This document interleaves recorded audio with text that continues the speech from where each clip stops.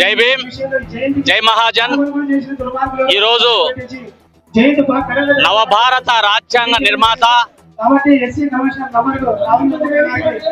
బాబాసాహెబ్ అంబేద్కర్ గారి యొక్క 135వ జయంతి సందర్భంగా అనంతపురం పట్టణమునందలి జెడ్పీ కార్యాలయం ముందు ఉన్నటువంటి డాక్టర్ బాబాసాహెబ్ అంబేద్కర్ గారి యొక్క విగ్రహానికి వివిధ కుల సంఘాలు, ప్రజా సంఘాలు, బహుజన రాజ్యాధికార పార్టీల నాయకులు, కార్యకర్తలు, ఉద్యోగులు, మహిళలు, మరి విద్యార్థులు, కార్మికులు, కర్షకులు జై జవాన్ జై కిసాన్ అంటూ మరి నినాదాలు చేసుకుంటూ జై భీమ్ అంటూ మరి ఒక పండగ వాతావరణాన్ని తలపిస్తూ ఈ యొక్క ఒక జాతరలాగా అంబేద్కర్ గారి జయంతిని జరుపుకోవడం మా అందరికీ సంతోషదాయకం అని చెప్పి ఈ సందర్భంగా తెలియజేస్తున్నాం.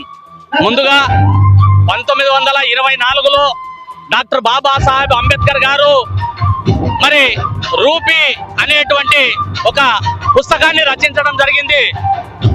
ప్రాబ్లమ్ ఆఫ్ రూపీ అనేటువంటి పుస్తకం ద్వారా ఈ యొక్క భారతదేశంలో మరి ఏ విధంగా దాన్ని అమలు పరుచుకోవాలి, రెవెన్యూని ఏ విధంగా మనం అర్నం చేసుకోవాలి, దాని ఖర్చు ఏ విధంగా పెట్టుకోవాలి, బడుగు బలహీన వర్గాలకు ఆ యొక్క రూపీ ఏ విధంగా ఉపయోగపడాలి, నష్టాలు రాకోకుండా ఇది ఏ విధంగా ఉండాలనేటువంటిది ఆనాటి మరి బ్రిటిష్ పరిపాలనలో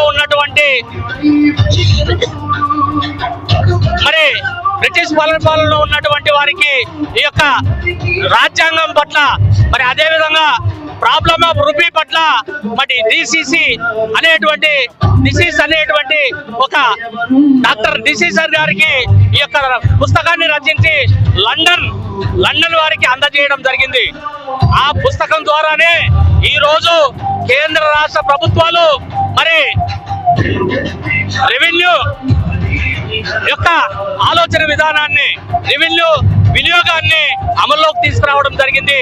అందుకనే భారత రాజ్యాంగంలో ద్వారా ఏర్పరిచినటువంటి ఈ యొక్క అన్ని రకాలుగా మరి ప్రజాస్వామ్యవాదులకు, అన్ని కులాలకు, మతాలకు, వర్గాలకు సమానంగా హక్కులను ఇచ్చినటువంటి భారత రాజ్యాంగ నిర్మాత డాక్టర్ బాబాసాహెబ్ అంబేద్కర్ గారి యొక్క ముఖ చిత్రాన్ని కరెన్సీ నోట్ల మీద ముద్రించాలని చెప్పి ఈ సందర్భంగా మాదిగ రిజర్వేషన్ పోరాట సమితి, మరి అదేవిధంగా ఎంహెచ్పిఎస్, మరి అదేవిధంగా రైతు మహాజన సమితి, మరి అదేవిధంగా భారత్ బహుజన ఫ్రంట్, మరి అదేవిధంగా జై భీమ్ భారత్, మరి వివిధ బహుజన రాజకీయ పార్టీల జేఏసీ ద్వారా డిమాండ్ చేస్తా ఉన్నాం.